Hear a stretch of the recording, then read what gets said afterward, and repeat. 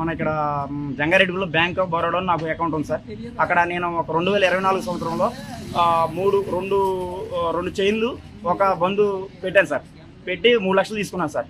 తీసుకుంటే మధ్యలో అప్పుడో లక్ష కట్టాను సార్.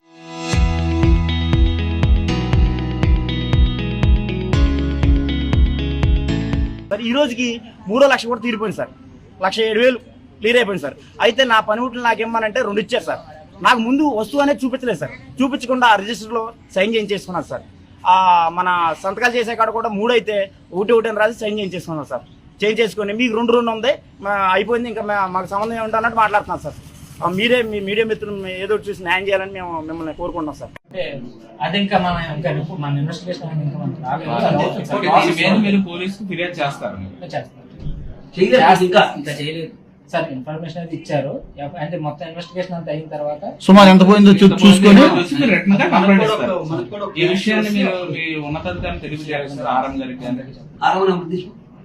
సార్. మీ పేరు సార్? భాస్కర్. నా పేరు పుష్పండి. మా సిస్టర్ ఎంత బంగారం పెట్టామండి. ఆవిడ పేరున బంగారం పెడితే ఆవిడ పేరున ఉన్న బంగారం ఉందండి. వాళ్ళ హస్బెండ్ పేరున బంగారం పెట్టామండి, 10 కాసుల బంగారం. అది లేదండి.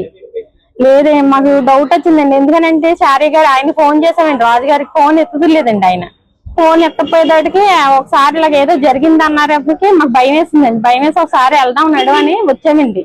వచ్చి మా బంగారం ఉందో లేదో ఒకసారి డౌట్ గా ఉందండి, చూపించండి అన్నాం. చూపించండి అంటే మా సిస్టర్ పేరుని పెట్టినవి ఉన్నాయండి. మా బావగారి పేరుని పెట్టిన బంగారం మటు 10 కాసుల బంగారం లేదండి. ఏ బ్యాంక్ లో పెట్టారమ్మా?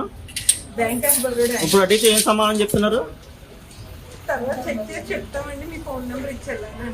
బ్యాంక్ ఇక్కడ గోల్డ్ ఉందని చెప్తారా లేదని చెప్తారా? మీకు లేదని చెప్తారా?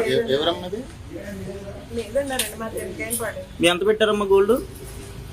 మొత్తం 20 కాసులు పెట్టామండి. 10 కాసులు ఉంది, 10 కాసులు లేదు. ఎవరు పెట్టేటప్పుడు ఎవరు పెట్టారు? వాళ్ళు పెట్టుకున్నారు మా మీద. వాళ్ళది ఉంది, నాది లేదు సార్. 10 కాసులు. మీ 10 కాసులు లేవమ్మా?